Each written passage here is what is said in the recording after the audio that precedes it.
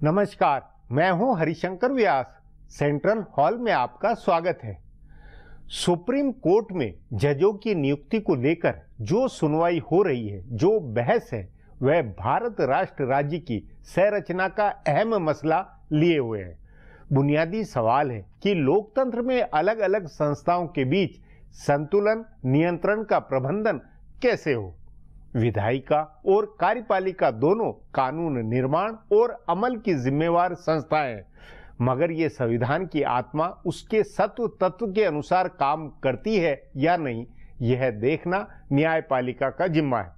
जनता क्योंकि सरकार की या कि कार्यपालिका की मारी होती है, उसका सरकार से ही सर्वाधिक झगड़ा होता है। सरकार की मनमानियां नागरिक को रुलाती है, उसके बचाव के लिए वह अदालत जाता है।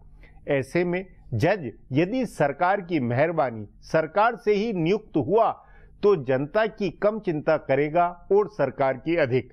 लेकिन सरकार और राजनीतिक जमात ने यह महसूस किया है कि जजों को आजादी हुई, अपनी तह जज नियुक्त करने का कॉलेजियम सिस्टम बना तो वह अदालतें मनमानी का टापू बन गई।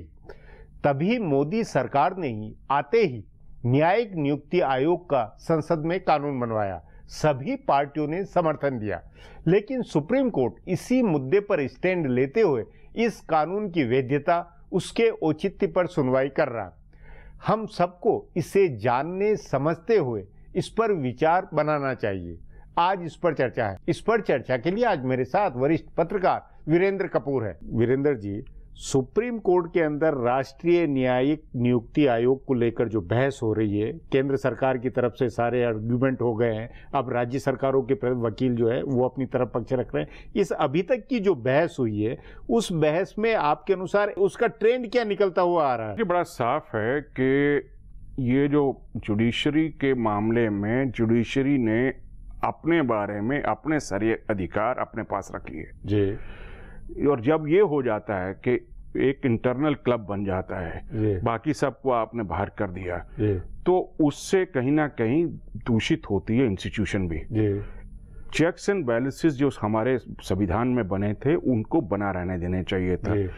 ये मामला जो है दारोमदार इस समय अड़ा है अपॉइंटमेंट्स पे कि जजेस की नियुक्ति कौन करेगा।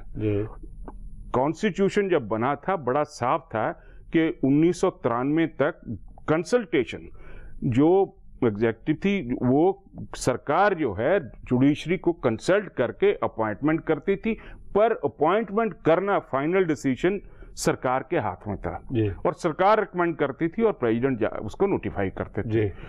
क्योंकि सरकार की अपना जो इमेज है जो जनता में वो इतना खराब हुआ पॉलिटिशियंस की वजह से कि जुडिशरी ने सोचा वो अधिकार अपने आप ले लिया। इन्होंने कंसल्टेशन को कंसेंट मान लिया। ये उसी तरह हुआ कि जैसे बच्चा अपने पिताजी से पूछे कि मैं पिक्चर चला जाऊं, तो पिताजी कहें कि नहीं जाओ, तो इसका मतलब है कि नहीं जाना। पर बच्चा सिर्फ नाम के पास से पूछता है और चला जाता है। नहीं, लेकिन इसमें यह नहीं लगता है कि कार्यपालिका, विधायिका और न्यायपालिका तीनों के बीच में संतुलन के लिए ये बहुत जरूरी है कि हर अपनी एक तरह से जो खास, क्योंकि अगर कार्यपालिका के पास या सरकार के पास जज को नियुक्त करने का अधिकार हुआ तो वो सरकार के ही असर में होगा, ये भी तो खतरा है। और अपन ने देखा है कि कांग्रेस सरकार में ये हंसराज भारद्वाज कानून मंत्री के नाते अब्यूज हुआ, उसका नतीजा ये निकला कि हंसराज भारद्वाज या उनसे पहले जो मंत्री थे वो गलत होता रहा। ये अब्यूज का रिएक्शन था कि जनता ने भी उसको पसंद किया कि अरे कम से कम अब नहीं होगा, पर अब दूसरी तरफ से अब्यूज हो रहा है। वो एक एक्सट्रीम हो गया। तो ये इसीलिए मेरा यही नहीं कहना है कि इसमें ज्यादा गंभीरतापूर्वक चेक बैलेंस का दोनों तरफ से मिलकर बात निकले। तो दोनों तरफ जो रास्ता निकाला है, जो जुडिशियल अपॉइंटमेंट्स कमीशन बनने जा रहा है, ये पर राजनीतिक पार्टियों ने एक तरह से निकाला है, पर सर्वसम्मति से निकाला है। और क्या है, इसमें 6 आदमी की कमेटी, 6 आदमी जो 6 औरतें, उसमें 3 जो हैं सुप्रीम कोर्ट के चीफ जस्टिस और 2 सीनियर मोस्ट जज रहेंगे। तो 6 में से 3 तो रहेंगे। एक सिर्फ सरकार का एक नुमाइंदा है लॉ मिनिस्टर, बाकी जो 2 आदमी हैं उसमें भी चीफ जस्टिस और प्राइम मिनिस्टर और लीडर द एमिनेंट पर्सन। उसमें हो सकता है कि एक आम आदमी जो जुडिशरी का भोगता है जुडिशियल सिस्टम का, उसको रखा जाए, जो प्रोमिनेंट आदमी हो जिसमें सर्वसम्मति हो। तो अब भी जो है ये कहना कि जुडिशरी को अपॉइंटमेंट्स के मामले में बाहर किया जा रहा है, बिल्कुल गलत होगा। पर मतलब हिस्सेदारी तो है अभी की इस कानून में, 6 में से 3 तो बड़ी क्लियर है जी, पर क्योंकि आदत पड़ गई है, आपने जो है मेरा हक ले लिया है जी।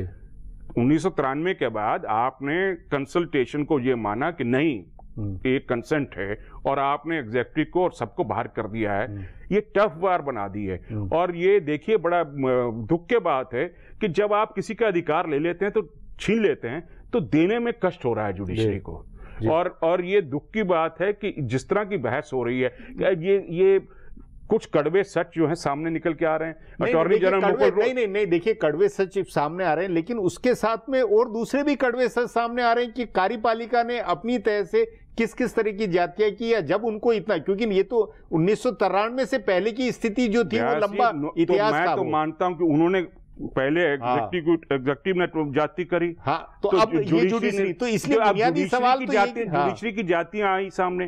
तो अब जो रास्ता है ना एग्जेक्टिव का रहेगी मोनोपोली, ना जुडिशरी की रहेगी, एक मिडिल ग्राउंड जो है इवॉल्व किया है। जुडिशियल कमीशन जो 6 आदमी का है उसमें 3 अभी भी जज रहेंगे, सीनियर मोस्ट जज, और उसके बाद लॉ मिनिस्टर सिर्फ एक नुमाइंदा है। और उसके बाद आपको आपत्ति, और ये आपत्ति इसलिए है कि जुडिशरी ने जो हक छीना है वो अब देने में तकलीफ हो रही है। अगर वो उसको ठीक ठाक रखते, जुडिशरी ठीक ठाक रहती, जनता को अगर जस्टिस मिलता, टाइम में मिलता। देखिए आपको मैं हैरानी की बात बताऊं, एक सिस्टम ऐसा है जो ब्रिटिश टाइम से चला रहा है। ब्रिटिश के टाइम में इतने केस नहीं होते थे, और वो उनको जो जज होते थे अंग्रेज, वो वापस जाते थे समर में। और ये छुट्टियां, कोई ऐसा हिस्सा जो पार्ट जो कॉन्स्टिट्यूशन का विंग है वो इतना छुट्टी नहीं लेता जितनी जुडिशरी लेती है। और अब जब थोड़ा सा होता है कि कम करी, नहीं, मैं ये बता रहा हूं कि ऐसा नहीं है कि जुडिशरी कोई दूध की धुली नहीं, जुडिशरी में भी देखिए पूरी सोसाइटी में या तीनों अंगों के अंदर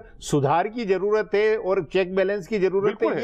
ये अपनी जगह अपनी बात है, लेकिन सुधार के साथ सुप्रीम हो गई। देखिए अंबेडकर साहब ने आखिर जो रिमार्क थे कॉन्स्टिट्यूएंट असेंबली के, उसमें ये कहा था कि अपने अपने जो पावर्स हैं, चाहे वो एग्जीक्यूटिव हो या जुडिशरी हो और लेजिस्लेचर हो, अलग अलग हैं। कोई एक विंग ऐसा नहीं है कि भी दूसरे की पावर को छीन ले या इंक्रोच करे। जुडिशरी ने इस मामले लेकिन इस मामले में ये नहीं लगता कि तीनों अंगों के अपने अलग अलग टापू, तीनों चाहते, अपने यहाँ ये ज्यादा रहा है कि तीनों टापू बिल्कुल अलग की तरह तीनों रहे।